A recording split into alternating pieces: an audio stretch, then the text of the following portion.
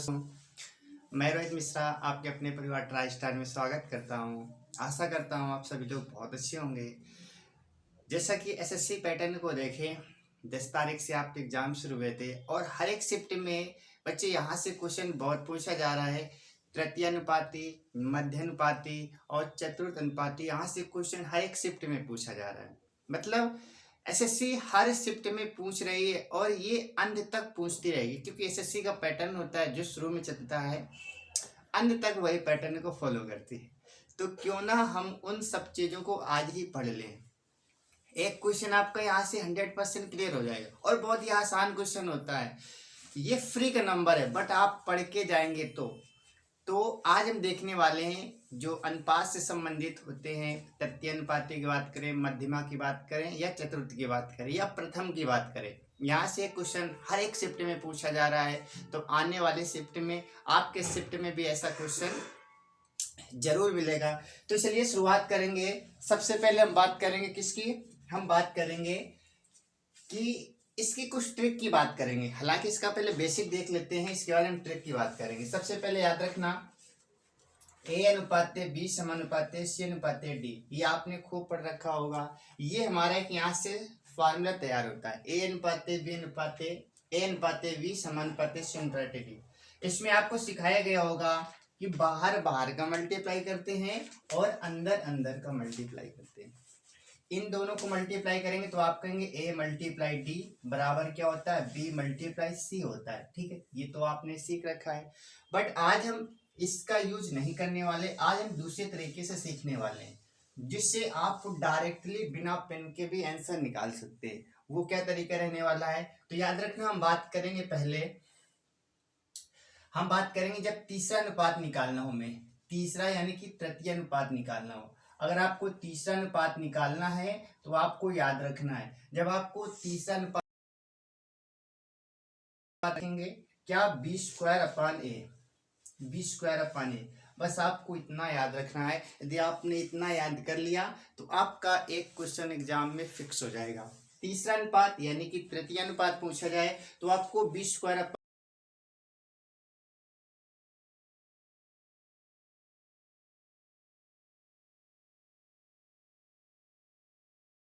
पूछा जाएगा तो आपको करना क्या है? आपको करना है BC/A करना है। क्या करना है? BC/A करना है। जब आपसे तीसरा अनुपात पूछा जाएगा आप b² करेंगे। आपसे चौथा अनुपात पूछा जाएगा तो आप BC/A करेंगे। ठीक है, इसके बाद आपसे मध्यानुपाती भी पूछा जा सकता है। मध्यानुपाती आपसे पूछा जाएगा। इसमें आप क्या करेंगे? मध्यानुपाती में आपको कुछ भी नहीं करना है, जो नंबर दिए जाएं उन दोनों नंबरों का रूट ले लेना है। मान लेते हैं 2 संख्या हमारे पास हैं, उन दोनों संख्याओं का हम रूट लेंगे, यानी कि √a कर देंगे। ठीक है, अच्छा, ये था हमारा तीसरा अनुपात निकालने का, ये हमारा था चौथा अनुपात निकालने का, ये हमारे पास है मध्यानुपाती। अब आप कहेंगे पहला अनुपात भी तो पूछा जा सकता है, जिसके लिए मैंने पहले बताया था a अनुपाते b समानुपाते c अनुपाते d, वहां से आप पहला अनुपात निकाल सकते हैं। क्वेश्चन यहाँ से पूछा जा रहा है एग्जाम में, ये तीनों आपको याद करके जानी है। ठीक है, इतना याद करेंगे, बाकी आप बिना पेन ऑप्शन का यूज करके निकाल सकते हैं आंसर। देखिए आज का हमारा पहला क्वेश्चन, पहले तो ये हमें तीनों चीज याद होनी चाहिए। अगर ये तीनों चीज याद है तभी हम अप्लाई कर पाएंगे। अब हमारा इसका पहला क्वेश्चन है 5, 9, 12 का चौथा अनुपात आपसे पूछा गया है, यानी कि चतुर्थ अनुपात पूछा गया है। तो मैंने अभी क्या बताया, चौथा अनुपात देखेंगे, BC/A करना है। BC/A, जो पहला मान होता है A का मान, दूसरा मान B का, तीसरा मान C का होता है। A का मान 5 क्या है 12। आपसे चौथा अनुपात पूछने बात में आप क्या करेंगे? BC/A करेंगे। तो B का मान आपके पास कितना है? तो आप कहेंगे B का मान हमारे पास है 9 इंटू C का मान आपके पास 12 है और बटे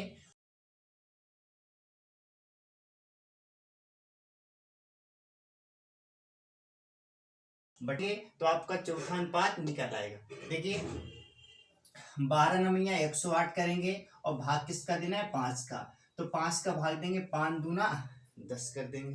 ठीक है, 5 दूना 10 करेंगे। इसके बाद आप करेंगे 5 एकम 5 करेंगे, 3 बचेगा, 5 छक्का 30 करेंगे, यानी कि आपका आपका आएगा 21.6 आएगा। तो ये समझ गए, चौथा अनुपात निकालना होगा तो हम क्या करेंगे, BC/A करेंगे। तो पहले का सही आंसर क्या होगा, 21.6 आएगा, 21.6 आ जाएगा। ठीक है। अच्छा हम बात करेंगे सवाल नंबर नेक्स्ट हमारे पास, और देंगे चौथा अनुपात और कहाँ लिखा है, एक तो ये लिखा था, दूसरा हमारे पास ये लिखा है। इस सवाल को भी हम यहाँ पर कर लेते हैं। चौथा अनुपात में फिर से आपको ये करना है, BC/A आप करेंगे। B का मान देखो ABC, C का मान BC का मान तो आप कहेंगे 21 गुणा 123 करेंगे, और भाग किसका देंगे, A का। A का मान आपके पास क्या है, 9 है। आप इसे 3 से काटेंगे, 3 से काटेंगे 7, 3 से काटेंगे 3 बार कटेगा, इसे 3 से काटेंगे 3 चौक 12, 3 एकम 3, 3 से आप इसे काटेंगे 7 तो 21 यानी कि इस बार कटेगा, 7 के इसमें मल्टीप्लाई करेंगे, 7 एकम 7 चौक 28 यानी कि 287 आएगा। क्या आएगा, 287 आ जाएगा। तो इसका आंसर क्या आएगा, आप कहेंगे 287 आएगा। ठीक है, इसका आंसर 287 आएगा। इसके बाद हम बात करेंगे, अब उम्मीद है आपको चौथा अनुपात निकालना आ गया होगा, BC/A करना है। ठीक है। अच्छा अब हम बात करेंगे जब आपको तीसरा अनुपात निकालना हो, यानी कि तृतीय अनुपात निकालना हो। तीसरे अनुपात में आपको करना क्या है, बाद वाली संख्या का स्क्वायर करना है और पहली वाली संख्या का भाग देना है, यानी कि B² कर देना है। ठीक है। देखो बाद की संख्या का स्क्वायर करना है तो आपसे पूछा जाए तीसरा अनुपात, देखो इसमें तीसरा अनुपात निकालना है तो बाद वाले का स्क्वायर करना है। स्क्वायर का मतलब होता है उस संख्या का 2 बार मल्टीप्लाई करना, उसी संख्या का उसी संख्या में मल्टीप्लाई करना स्क्वायर कहलाता है। तो आप 24 गुणा 24 करेंगे और भाग किसका देंगे, भाग देंगे पहली संख्या, और पहली संख्या आपके पास 18 है। इसे आप काटेंगे, 6 से काटेंगे 3 बार, 6 से काटेंगे 4 बार, 3 से काटेंगे 8 बार, 8 चौको 32, तो फाइनली आपका आंसर कितना है, 32 आएगा। ठीक है। तो इसका आंसर क्या आएगा, 32 आ जाएगा। ठीक है। यानी कि जब आपसे तीसरा अनुपात पूछा जाएगा तो आप बाद वाली संख्या का स्क्वायर करेंगे और पहली वाली संख्या को भाग देंगे। और कहीं तीसरा अनुपात पूछा गया, ये हमारे पास है, तो देखो बाद वाली का स्क्वायर करना है तो आप कहेंगे 12 गुणा 12 करेंगे और पहली वाली संख्या का भाग देना है। पहली संख्या हमारे पास 18 है, 6 से काटेंगे 3 बार, 6 से काटेंगे 2 बार, 3 से काटेंगे 4 बार, 4 का मल्टीप्लाई 2 में करेंगे, 4 दूनी 8, तो इसका आंसर क्या आएगा, 8 आएगा। ठीक है। तो तीसरा अनुपात कैसे निकालना है, चौथा अनुपात कैसे निकालना है, ये हम सीख चुके हैं। अब हम सीखेंगे मध्यानुपाती, यानी कि बीच की संख्या कैसे निकालेंगे। तो मध्यानुपाती में करना क्या है, दोनों संख्याओं का रूट लेना है। जैसे निकालना है हमें 6 और 24 का मध्यानुपाती, आप कहेंगे दोनों को रूट लेना, यानी कि अंदर लिखेंगे 24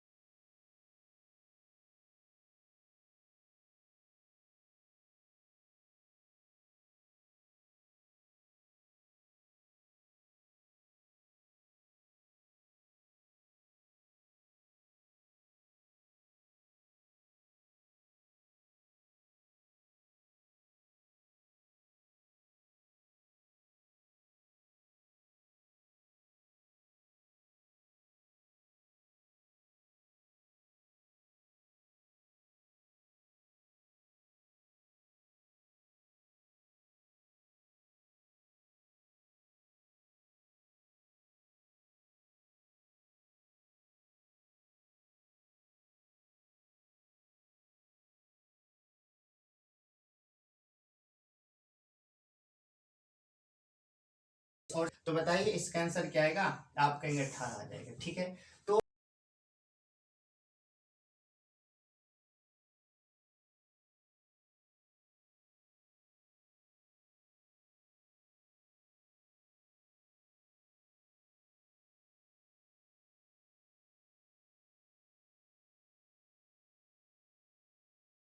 तो किस्त का क्वेश्चन पूछा जा रहा है, तो किस्त वाला भी हम यहाँ पर देख लेते हैं। सीआई में किस्त वाला क्वेश्चन भी आपसे पूछा जा रहा है। ठीक है। तो किस्त वाला सीआई में क्वेश्चन हमारे पास लिखा है 1025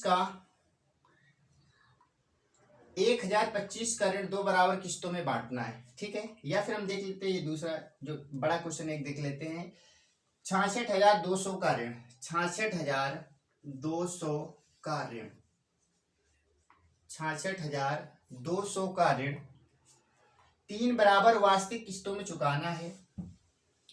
3 बराबर वार्षिक किस्तों में चुकाना है। वार्षिक किस्तों चुकाना है। वार्षिक किस्तों में चुकाना है। ठीक है। इसके बाद में यदि चक्रवृद्धि ब्याज की दर 10% वार्षिक हो, यदि चक्रवृद्धि ब्याज की दर 10% वार्षिक हो, 10% वार्षिक हो, ठीक है, 10% वार्षिक हो, तो प्रत्येक किस्त का मान कितना होगा? तो प्रत्येक किस्त का मान कितना होगा? प्रत्येक किस्त का मान कितना होगा, ये आपसे क्वेश्चन पूछा जा रहा है। मान कितना होगा? ठीक है। देखो, इसमें सीआई की बात करें, सीआई में 2 प्रकार से क्वेश्चन पूछे जाते हैं। किसके? सीआई में 2 प्रकार के क्वेश्चन पूछे जाते हैं किस्त से संबंधित। आपसे प्रत्येक किस्त का मान भी पूछा जा सकता है और आपसे टोटल वैल्यू भी पूछी जा सकती है। तो दोनों क्वेश्चन हम देखेंगे और एसएससी यहाँ से क्वेश्चन पूछ रहा है। तो देखिए, सबसे पहले जब सीआई की बात हो और सीआई में आपसे पूछा जाए किस्त का क्वेश्चन आए, तो आपको सबसे पहले आपकी नजर में क्या आना चाहिए? आपकी नजर में हमेशा दर आनी चाहिए, रेट आनी चाहिए। सारा खेल किसका है? रेट का ही है। सबसे पहले जो रेट दे रखी है, इसे आप फ्रैक्शन में चेंज करेंगे। आप अच्छे से जानते हैं 10% का मतलब क्या होता है? 1/10। 10% का मतलब क्या होता है? 1/10 होता है। तो राशि शुरुआत में क्या थी?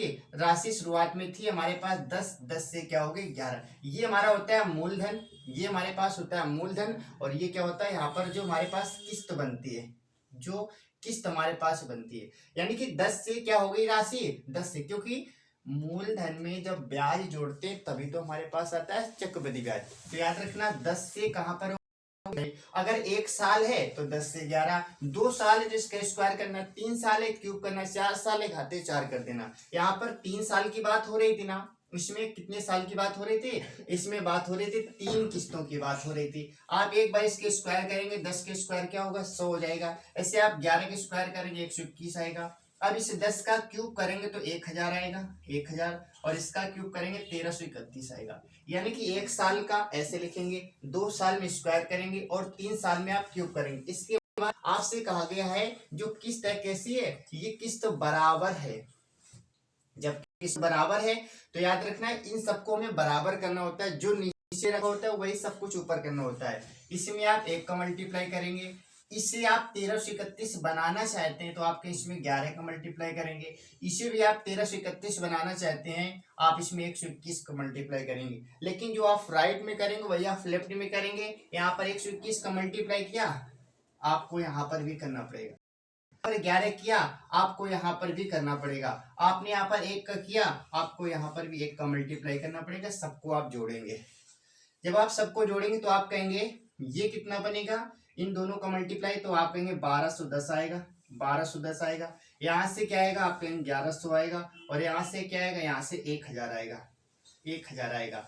सबको आप जोड़ेंगे तो 0 आएगा, यहाँ से 1 आएगा, यहाँ से 3 आएगा, यहाँ से 3 आएगा, यानी कि 3310 आएगा, 3310 आएगा। और यहाँ पर क्या था? 1331 था। प्रत्येक किस्त कितने की थी? 1331 की थी। अब यहाँ पर दे क्या रखा है? आप कहेंगे यहाँ पर हमारे पास मान दे रखा है, वैल्यू दे रखी है। यहाँ पर वैल्यू 3310 है और यहाँ पर क्या है? 66,200 है। तो आप कहेंगे 3310 किसके बराबर है? 66,200 के बराबर है।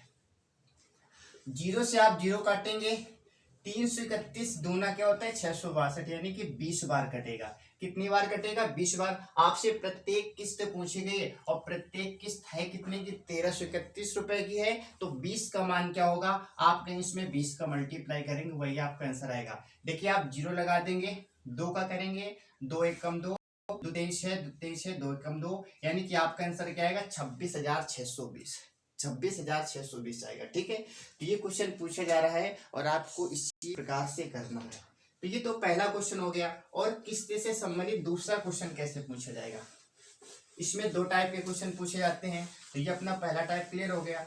अब आपसे राशि भी पूछी जा सकती है। इसमें तो किस्त निकालने का प्रयास किया, अब आपसे राशि भी पूछी जा सकती है। जैसे क्वेश्चन हमारे पास है कुछ धन उधार लिया गया तथा कुछ धन उधार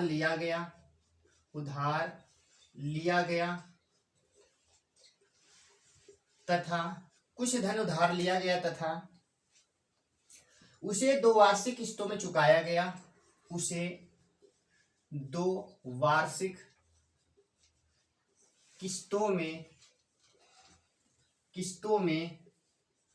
चुकाया गया। 2 वार्षिक किस्तों में चुकाया गया। ठीक है। यदि प्रत्येक किस्त का मान 882, यदि प्रत्येक किस्त का मान 882 रुपए हो तथा ब्याज की दर 5% वार्षिक हो तथा ब्याज की दर 5% वार्षिक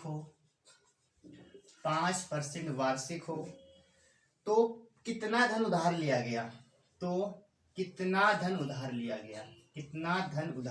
गया। ठीक है। अभी मैंने इसके पहले आपको बताया था कि किस्त कैसे निकालते हैं। अब इस बार किस्त दे रखा है, आपसे वैल्यू पूछी गई है। ठीक है। आपसे क्या पूछी गई? वैल्यू पूछी गई। तो क्वेश्चन 2 टाइप से पूछे जाते हैं, तो करने का तरीका सेम होता है जैसे वहां पर किया था। तो सबसे पहले आपकी नजर किस पे जानी चाहिए? दर पे जानी चाहिए। 5% का फ्रैक्शन क्या होता है? तो आप कहेंगे 1/20 होता है।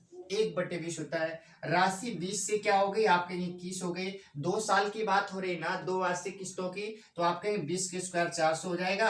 और हम बात करेंगे इसके स्क्वायर क्या होगा, तो आप कहेंगे 441 आएगा।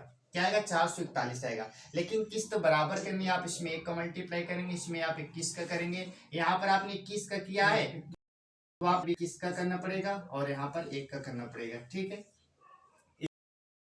इसके मल्टीप्लाई करेंगे तो आपका 21 दूनी 42 यानी कि 420 तो ये आया और 400 आपके पास ये था, तो कुल मिलाकर कितना हुआ? 820 आ गया। यहाँ पर आप देखेंगे तो आप यहाँ पर 441 ही रहेगा। नीचे वाली किस्त हमेशा ली जाती है। अच्छा, किस्त का मान दे कितना रखा है? 482 यानी कि 441 बराबर 882 दे रखा है।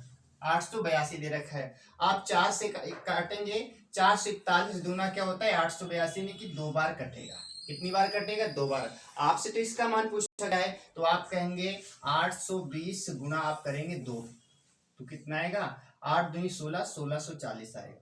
कितना आएगा? 1640 आएगा। और ये आपसे क्वेश्चन पूछा जा रहा है। तो इसमें 2 ही टाइप के क्वेश्चन पूछे जा रहे हैं। आपसे किस्त का भी मान पूछा जा रहा है, आपसे वैल्यू पूछी जा रही है। किस्त का मान मैंने इसके पहले वाले में बताया था, ये किस्त होती है और ये हमारा धन होता है।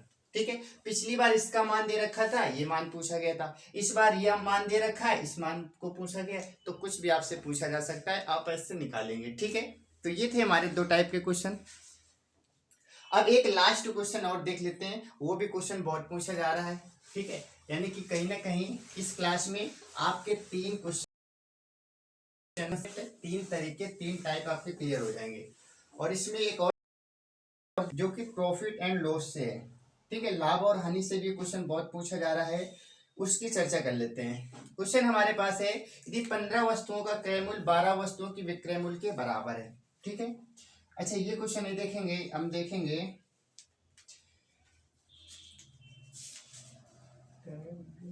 जो आपसे इस समय ज्यादा पूछा जा रहा है। ठीक है। हाँ, ये वाला देख लेंगे। एक फल विक्रेता ने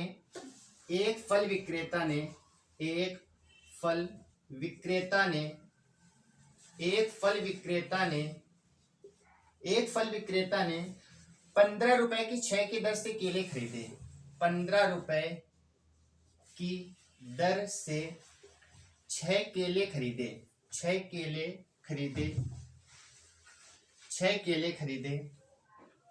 ठीक है। खरीद कर 12 के 4 की दर से बेच दिए। खरीद कर 12 रुपए के 4 की दर से बेच दिए। 4 की दर से बेच दिए। उसका लाभ अथवा हानि प्रतिशत बताना है। लाभ अथवा हानि प्रतिशत में बताना है। किस में बताना है? प्रतिशत में। ये भी क्वेश्चन बहुत पूछा जा रहा है इस समय। तो याद रखना, एक फल विक्रेता ने क्या किया, 15 की दर से 6 केले खरीदे और 12 की दर से 4 केले बेच दिए। उस व्यक्ति को फायदा हुआ या घाटा हुआ, परसेंटेज में बताना है। प्रॉफिट या लॉस बताना है परसेंटेज। तो याद रखना, इस तरीके को करने के लिए सबसे पहले आपको जो अब तरीका हम बताने जा रहे हैं बिल्कुल सिंपल तरीका है, ठीक है। बेसिक से बिल्कुल भी नहीं करेंगे। ये कंसेप्ट मैंने पहले भी बता रखा है और आज इसे फिर से देखेंगे। सबसे पहले आपको खरीदना है, उसके बाद बेचना है। तो देखो, 15 रुपए में कितनी चीजें खरीद रहे थे आप? 6 खरीद रहे थे। आप यहाँ पर पहले लिखेंगे 15। 15 में कितना सामान आप खरीद रहे थे? 6 खरीद रहे थे। इसके बाद में क्या है, 12 में आप 4 बेच रहे हैं। 12 में आप 4 बेच रहे हैं। बस इतना आपको करना है, ठीक है। पहले 15 में आपने 6 खरीदा, फिर आपने 12 में 4 खरीदा। क्रॉस आपको मल्टीप्लाई करा देना है। 15 चौको 60 हो जाएगा। 15 चौको 60, इन दोनों को मल्टीप्लाई करेंगे तो 12 से 72। आपने पहले खरीदा, बाद में बेचा। आपने पहले 60 में कोई चीज खरीदी और 72 में बेची। जब 60 में खरीदेंगे, 72 में बेचेंगे, तो आपको क्या होगा? प्रॉफिट होगा। क्या होगा? प्रॉफिट होगा। कितने रुपए का? 60 से 72 पहुंचे, आप कहेंगे 12 रुपए का फायदा होगा। और फायदा हमेशा किस पे होता है? क्रय मूल्य पर होता है। क्रय मूल्य है कितना? आप कहेंगे 60 है। परसेंटेज में लाने के लिए आप 100 का मल्टीप्लाई करेंगे। 12 पंचे 60, 5 से काटेंगे 20 बार, यानी कि इस लेन देन में आपको 20% का फायदा हो गया। इस लेन देन में आपको क्या हुआ? 20% का फायदा हो गया। यहां से भी क्वेश्चन पूछा जा रहा है, तो याद रखना, यहां से भी क्वेश्चन पूछा जाएगा, तो आप इस प्रकार से कर सकते हैं, ठीक है। तो आज 3 कंसेप्ट सिखा है और ये ऐसे कंसेप्ट हैं जो यहाँ से पूछे जा रहे हैं। 10 तारीख से जितने भी एग्जाम हुए, एक दिन में 4 शिफ्ट होती हैं, वहां पर ऐसे क्वेश्चन पूछे जा रहे हैं। तो इस टाइप के क्वेश्चन आपको पढ़ के जाना है, ठीक है। तो उम्मीद है आपको क्लास अच्छी लगी होगी। चलिए, इन्हीं के साथ मिलेंगे आपसे अगली क्लास में एक नए टाइप के साथ में। जैसा एसएससी टाइप अगर चेंज करती तो अभी क्वेश्चन, क्योंकि अब आपके पास क्या प्रैक्टिस करेंगे, सारे वीडियो पड़े आप देखकर प्रैक्टिस कर सकते हैं। चलिए, फिर मिलते हैं नेक्स्ट क्लास में। तब तक आप अच्छे से अपना ख्याल रखें। Okay, bye bye, take care. जय हिंद, जय भारत।